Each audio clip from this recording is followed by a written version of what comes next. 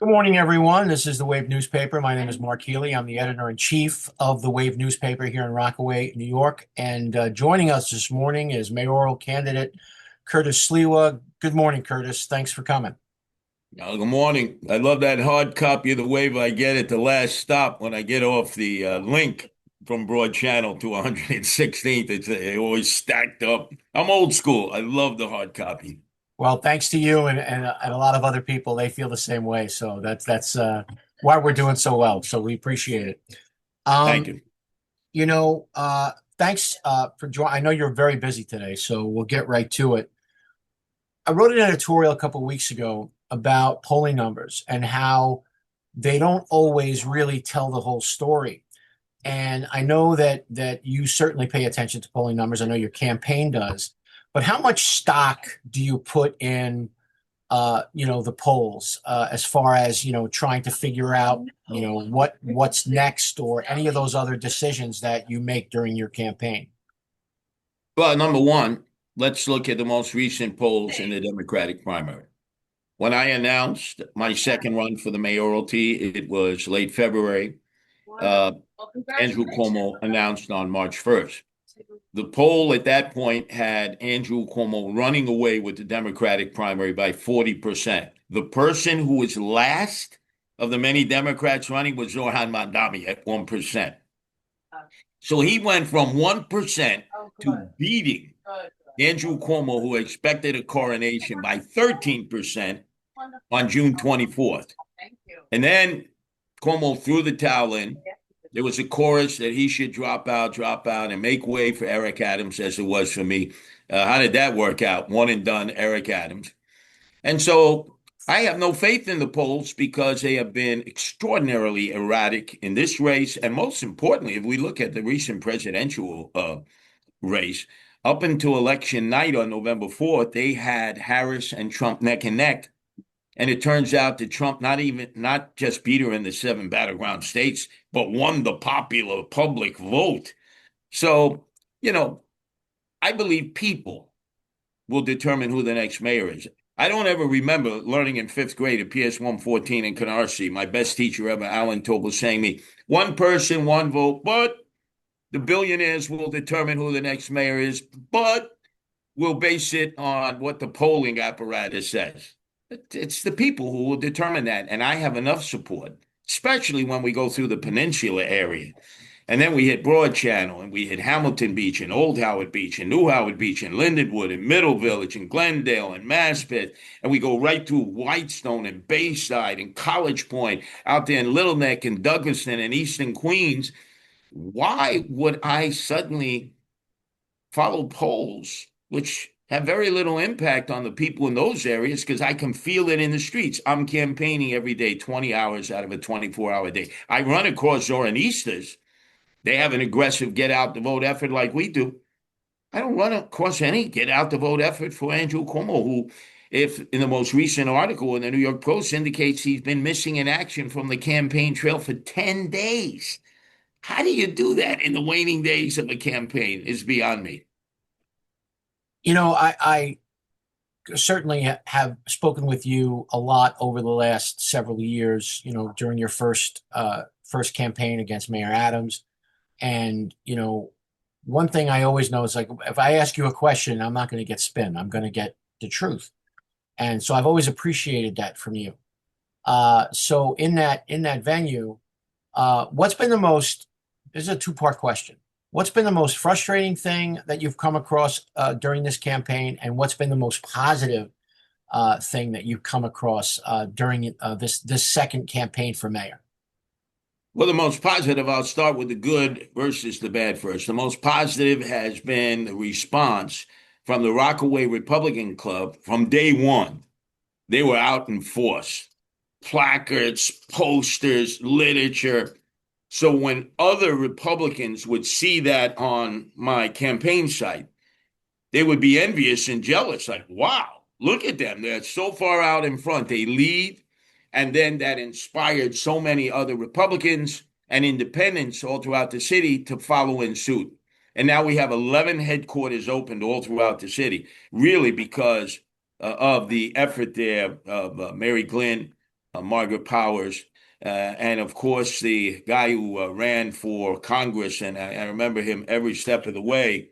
He was like just magnificent in going into areas where Republicans had never gone before. As I said originally when I ran in 2021, I would go into areas where the only Republican they'd ever see is Abraham Lincoln.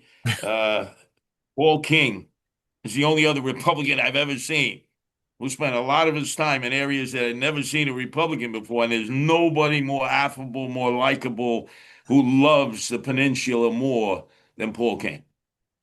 And what about the negative? What's been the negative thing, or at least that stands out to you during this campaign? I would say that was evidenced on the stage of our first debate that I think most people know that I won, but I had to be like Charlie Connery of the old San Francisco Bay Area Bombers, roller derby. First 10 minutes, I'm on the stage at NBC. I'm right in the middle. You can't avoid me or ignore me. And they're talking to both Zoran Mandami and Andrew Cuomo like I'm a person of no consequence. And then I had to intervene and said, "You're marginalizing me. I've earned my right to be on this stage." And then I basically had to inject myself into every question. They were purposefully avoiding me. And that's the most disappointing thing because, A, I'm the major party candidate. I'm the Republican. Zorhan won the Democratic primary fair and square of Andrew Cuomo. Andrew Cuomo is an independent candidate. You can't even find him on the ballot. And yet I was so disrespected. I would say that was the most disappointing because I had prefaced conversations with them when we were discussing the rules. I'm not going to be marginalized, right? I'm not going to be put in the outhouse. I'm there and, oh, yeah, well, we picked lots. You're right in the middle. And for the first 10 minutes, if I hadn't intervened, you wouldn't have even known that I was able to talk. And that's, I think, symptomatic of mainstream media. They, in many instances, have ignored the supporters that I have, which is the outer boroughs. They don't give the outer boroughs coverage like your publication does and other publications, which gives you local news. And if it's not Manhattan centric, they're not interested. That's why, if you see, I'm the only candidate against the city of yes. Zorhan and Andrew supported wholly against the lithium ion battery warehouses, 38 in Staten Island, 12 in Brooklyn, 8 in Queens, 4 in the Bronx, none in Manhattan that sucks up most of the electricity. And the media has ignored those topics. In fact, the biggest criticism of me is how you're going to work with a city council that is predominantly Democrat and predominantly liberal and progressive. Well, if you notice, Adrian Adams, the real mayor of New York City, because Eric Adams is impotent, agreed with me and the Democrats to oppose the initiative and referendum on the back of the ballot. They're saying no to the initiative and referendum about Eric Adams gone wild to help his developer friends and the city of yes on steroids. So clearly, I can work with people who ideologically are different than me. But I think that's probably the biggest disappointment is that they have not given any attention to the city of yes and any attention to the lithium ion battery warehouse menace because they're all Manhattan based and they don't have that there.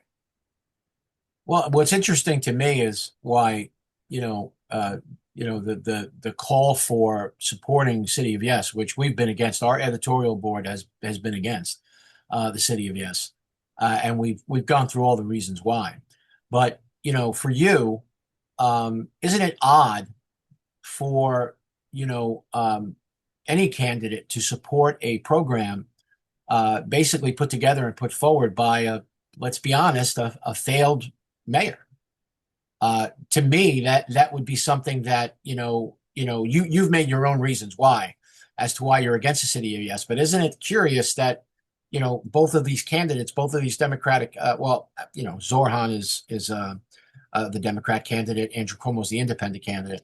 Why would they support the policy of a failed mayor that no one seems to want? Well, for different reasons. Andrew Cuomo is in the back pocket of the developers and realtors. So that's where his money is coming from. he will do what they want, and they want the city of Yes desperately. I mean, I've been out near Bayswater. I've been at the east end of the peninsula, and I've seen the development going on, and with no infrastructure on a very small peninsula where there's no parking, overwhelming the school system that exists. I mean, I go back to the point when I lived there on Beach 50th Street at Ocean View when it first opened up. I had a long conversation with Cheryl Willis, who is the commentator on New York One. She was there when I was there with my wife at the time when it just opened up. And I remember getting stabbed on the train and going to Peninsula Hospital. Thank God it was there. I might have bled out. And you still don't have a hospital there that deals with trauma, deals with heart issues, coronary issues. We saw what happened when the police officer was shot and killed right there near the 101, right near Mott Street. And they had to transport him all the way to Jamaica Hospital because the local hospital there, I think that's St. John's, is incapable of dealing with that. It's sort of like here is this vital area from Breezy Point all the way to Bayswater. It involves public housing, private homes. And yet, if you have a major emergency, they got to take you either to Coney Island Hospital over the Gil Hodges Bridge, or they got to take you down to Jamaica Hospital. Neither of them are considered five-star top shelf, I might add, having been in those hospitals. I'm saying the promises have always been, oh, you're going to have a major trauma center right there, a major trauma center. Seems to me that the promises have never been kept. And now the developers are salivating. And boy, the city of Yes, it will give them entree to the east end of the peninsula. And all you're going to see are large flats over and over with no infrastructure, no support, all the flooding that comes there when you have just a little sprinkle. You would have thought we would have learned from Superstorm Sandy and Ida, which devastated areas of Queens further inland. Boy, you got to build a support system because I'm a believer of global warming and climate change. More of these storms are going to come, and it's not just from the Atlantic Ocean side; it's the Jamaica Bay backflush side, and that's been devastating to the Rockaways and to Hamilton Beach, which some people think is a blender. Even now, I have to tell these people it's not a blender; it's a part of Right. Howard Beach, Old Howard Beach, and New Howard Beach. These are elected officials. I tell them, you know, Hamilton Beach, what, the blender? No, it's a part of Queens, of New York City. It's right near JFK, right near the A train tracks. They have absolutely no idea, nor do they really care. I think for the mass majority of New York City residents, they think of the peninsula as it might as well be part of Nassau County. It's not a part of New York City. And I know so differently, having had a long history going back and forth from there, having lived there since I was 5 years old. You know, going to Rockaway Playland, Beach 96, the beach, the Atlantic Ocean. My father, merchant seaman, 50 years, telling me about the Army Corps of Engineers report. He say, oh, we got to put dirges in here, jetties, groins. I said, Dad, groins? I'm thinking uh, a male Right. anatomy. He Right. said, no, son. And then he explained to me what they do to prevent flooding. And to this day, we go there right to get last stop off the last stop. I get a little sandwich, cup of coffee. I walk down to the boardwalk. They're still there. They haven't finished the job from Superstorm Sandy. I mean, I've never seen a project take more time. The money is there. I cannot for the life of me understand why it's not done. And then the whole again, we had the lifeguard issue. Eric Adams, remember the year before, oh, we'll get the Venezuelans, we'll get the migrants to be the lifeguards. I had a laugh. I had a belly laugh. I almost choked myself out. And yet we have all these high schools, public high schools, and some of the existing parochial schools, but boy, they're closing left and right, that have these almost Olympic-sized pools.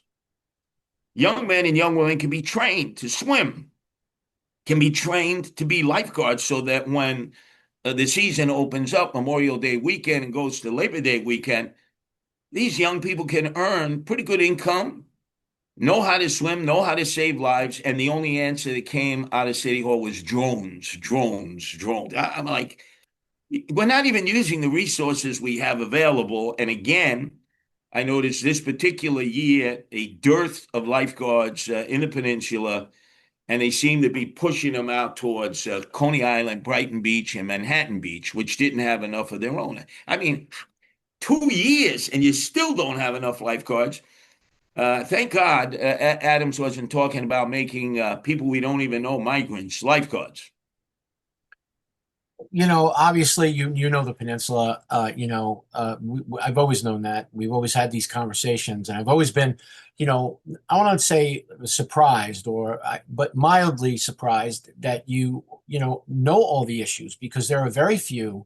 There are very few elected officials, even the ones that live here and have represented this area for such a long time, have that kind of real knowledge, on the ground kind of knowledge that you're discussing. So, you know, here's what I'm thinking. Obviously the peninsula, uh, you've spent a lot of time here. You've gone to, Freedom Fest this weekend. You've gone to the Rockaway Republican Party. You've been to different events in the peninsula at Breezy Point, etc. Uh, where do you feel where do you feel that you need to spend the bulk of your time for these next, weeks, a week or so, days or so before the election? Where do you think that Curtis Sliwa needs to be the most visible, as you try to get more support as we move forward? Well, the source of the millennials and the Gen Zers that too many people have forsaken and just assumed they're all Zoroasters. So I go into those neighborhoods. Those are the same neighborhoods that produce all the young people who love the Rockaways in the summer. I mean, they're on the speed ferry, they're on the A train, they're on the connecting train, the beach 116th Street. They flood the beaches. I've had conversations with them because they're Zoran fanatics. But there are a lot of millennials and Gen Zers who have not become Zoronistas, but nobody has gone to try to get them on board. I do. My entire campaign staff is comprised of millennials and Gen Zers. When I look to the Andrew Cuomo campaign, they've done no outreach into those neighborhoods where he got beaten badly. So, for instance, just to give you an idea, Astoria, which has been dubbed by AOC the People's Republic of Astoria, spent no time. I have. Long Island City, spent no time. You got to be in Sunnyside. You got to be in Woodside. You got to be in Ridgewood, which is a seething area of Zoran support. The Zoronistas are there. You got to go campaigning in these areas, in Williamsburg, in Sunset Park, in areas where he did extraordinarily well. Dumbo. If you don't go in there and try to get the millennials and Gen Zers to come on board your campaign, well, I hate to explain to my fellow baby boomers who think we're still the majority of the population, majority of the voters. We're not. That was proven in the Democratic primary. It is a generational change, and it's probably one of the few things that I agree with AOC. There is a real generational change now, as it was in the 60s when I was growing up, and I was part of the counterculture, and I was taught don't trust anybody over 30. And if adults told you one thing, you did the exact opposite. It's the same thing right now. It's like we baby boomers should know better. We ourselves were resistant to being told what to do in the 60s, and we crafted our own path. So I've learned from history. I know the route that has to be taken. We're spending a lot of time in those neighborhoods. And it's not even converting Zoronistas. It's just going up to average everyday millennials and Gen Zers who normally are pretty apathetic and indifferent. But if they're not for Zoran, they figure nobody's come looking for us. Certainly not Cuomo. And we have. And I think that'll be the defining difference. And people keep talking about, we went through this when Bill de Blasio was reelected, with 25, I think it was 22% of the vote showing up, of registered voters showing up, and he called it a mandate. And it's like, it's not a mandate when 75% of the voters stay home. So obviously that's going to be a key for you, I believe. And that's what I've been preaching in my editorials as far as getting people to come out and vote, getting people to listen to the issues, not look at Twitter or not look at commercials on TV, to determine who your candidate is going to be. Likes on Twitter or likes on social media do not translate to votes. They just don't. The only way that you're going to, you know, get the candidate that you want is by actually voting. So, how does Curtis Sliwa and your campaign convince, people who like you, who say they're going to vote for you? I mean, how do you get that message out? Say, look, tell your friends, I mean, are there any kind of organized types of things where you're going to give people or whatever the legality of it is, get people out to the polls so that we have a 70% turnout or an 80% turnout? Because let's be honest, this is a really important election. So how do you get people to get out and vote? Well, number one, you have to be a student of history. And being a baby boomer, I saw in the 60s, 80% of registered voters turned out for mayoral elections. Then, even with the very contested Rudy Giuliani versus David Dinkins election, and I was with Rudy in both, the one he lost in 89, the one he won in 93. And by the way, he's my biggest supporter this time around. He's rejected Andrew Cuomo. Only 60% showed up in 89, 57% in the more contested election of 93. And it has precipitously fallen mayoral elections to the point when I lost to Adams, although I warned everybody he would be corrupt and there would be chaos, only 24% of the registered voters turned out. So the key is exactly what you said, getting out your vote. We've seen that in the Rockaways. They were the first of many others to support me. They've been going door to door. They have the mails that they send out, the emails, the text blasts. We're doing micro targeting, and not just the Republicans, but the Democrats and independents, the whole peninsula, whether people live in mansions or they live in the projects, whether it's Edgemere or Redfern. We're going whole to get every potential voter out. Now, Zoran proved that in the Democratic primary, they could do that. And they have people who were in these areas because we run across them. They knocked on a door. We're following. We knocked on a door. You don't start yelling and arguing, but you can see we have the energy. They have the energy. I haven't seen anyone for Cuomo.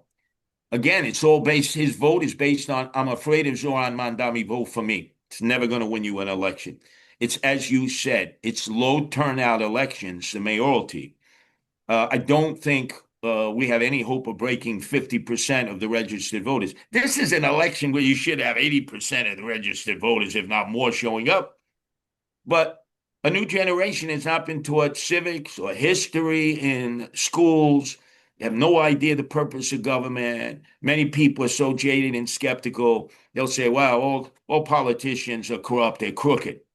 And so there's no encouragement to vote. You have early voting, absentee voting. People will carry you to the voting polls, and yet it's a dismal turnout. So, as you said, to the person running that can get their vote out, they'll win. Again, Zoran proved that in the primary. That's why he clobbered Cuomo. Cuomo admitted he didn't have a get out the vote effort until 3 days before the primary. I've had a get out the vote effort for months. You've seen that in the Rockaways everywhere, every day, morning, noon, and night, up until 9 o'clock at night, and then you can't be knocking on people's doors. Again, the Cuomos have not. So you say to yourself, what is he waiting for? He used to be the campaign manager for his father, Mario, who had brutal elections. He lost the mayoralty to Koch. He beat Koch for the governor's race. Andrew knows institutionally what he has to do. He doesn't have the gas in his tank. He has a phobia against people. He doesn't want to be out there pressing the flesh, which you have to do if you hope to win and become the next mayor of the city of New York. So then, isn't it? It's got to be. I can only imagine how I would react if someone told me to step aside or to abandon my campaign or to drop out of the race in favor of the person that you're describing, who doesn't seem to have anything but ego compelling him to run. So that, I mean, how does that feel? Like, I mean, did you ever think about like listening to all these people asking you to drop out? And again, for a guy who in Andrew Cuomo, all due respect, he doesn't seem to be getting out the vote. I mean, he came to Rockaway for about 5 minutes, which is about how much time he spent in Rockaway when he was the governor. Um, you know, so how did that feel, or how does it feel when people are saying, Curtis, you're a good guy, but we don't want Mondami to win, but we want Cuomo to win. I mean, how does that feel? Well, number one, just think of the fear, fright, and hysteria that is translated by those statements, and every day people saying, I'm afraid of Zoran Mandami. That empowers the Zoranistas. Look, I'm a street warrior. I've been surrounded with people with guns at times. If I blinked, if I showed any weakness, I'm dead. And the people who don't want Zoran Mandami to be elected are exuding fear constantly. Desperate people do desperate things. So imagine for Andrew Cuomo saying the only way I can win is for Curtis Sliwa to drop out. What does that say to those supporters of yours who are out there? You mean you can't win, Andrew, unless Curtis drops out? If you're the Zoronistas, you high five. We got this. Look at them. They're afraid of us. They know they can't win. No, no. You have to exude confidence. You have to be out there in the streets. You have to lead by example. And that's Andrew Cuomo is not doing that. He is feeding the fear mongering mill, which didn't work in the primary with $25 million in PAC money, didn't put a dent in Zoran Mandami. And he thinks his billionaire friends, again, are going to lead the way for his political comeback. They have made every major mistake along the way. The billionaires haven't made one right choice yet. They run back and forth like the Mario brothers. First it was Cuomo, then it was Adams, then it was Cuomo. They know nothing about the streets. They know nothing about politics. They may be very bright men and women when it comes to hedge funds and Wall Street. But I got to tell you, they've been wrong every step of the way. And if there's any group of people who should apologize to the citizens of New York City for the rise of Zoran Mandami, it's the billionaire class that has been impervious to understanding that they are disconnected from working class people. They have no idea what working class people go through. Affordability, the cost of living. They go, no, no, no. That led to the rise of Zoran Mandami. One last question, Curtis. And again, I know you're busy. Certainly busy today. I've seen your schedule. I've seen your schedule every day. I get it from your campaign manager. One last thing for anyone that has not yet made a decision as to, and I'm talking about people who don't want Zoran Mandami to be the next mayor of New York City, and people are undecided between you and Andrew Cuomo. What would be the message that you would send to those undecided voters, who I think are a very large group, just based on some of the conversations I've had? What do you think? What would be the message that you tell that undecided voter why they should support your candidacy for mayor? Hey, you look at my track record, I'm consistent. I'm not vacillating, changing my opinion from day to day. You look at the alternative, Andrew Cuomo, and he is the architect of all the crime that has destroyed New York City. No cash bail, raised the age, closed Rikers Island. And his apprentice has been Zoran Mandami, who agrees with all of that. So we live in a city where we lock up toothpaste and we don't lock up criminals. Well, why? Because then Governor Andrew Cuomo, and he's doubled down on that. And his biggest supporter in those areas is Zoran Mandami. So a clear consensus choice is Curtis Sliwa. If you liked what Rudy Giuliani did, you vote for Curtis Sliwa. If you like Zoran Mandami, think of Bill de Blasio on steroids, who was hated by the left and the right after 8 years of destroying our city. And if you like Andrew Cuomo, who's a very unlikable person, that's probably his biggest impediment. People don't like the guy. mean, I can Man, contact. you got to figure out a reason why he's all over the map and he's not campaigning. You got to be hungry. You got to know the city. I've been in all 350 neighborhoods. My adversaries have not been. I'm campaigning in the subways every day where most of the people end up descending either into the subways or the L. That's how they travel. It's like a focus group every day. These candidates are oblivious to the real life problems that average working class people have. And that's why I trust the people to make the decision. I'll live with the decision that the people make. But unlike Andrew Cuomo, who has already signaled that he will leave to Florida with his billionaire friends in the Hamptons, he said that publicly. If he loses, I stay, I fight for what I know is right. I improve, I don't move. I've been consistent every step of the way because I was born in New York. I'm the only real New Yorker running. They try to kill me in New York. I will die in New York. I will be buried in New York. I'm not running and leaving and abandoning New Yorkers. No, I will continue to fight if perhaps I should lose. But my feelings are that I have my pathway to victory, and that's why my supporters are supporting me so enthusiastically. Oh, sorry. Thank you, Curtis. I really appreciate it, and good luck with the election. Oh, my pleasure. Anytime. Love the Rockaways for that. They led, and the rest of my supporters followed. Thank you.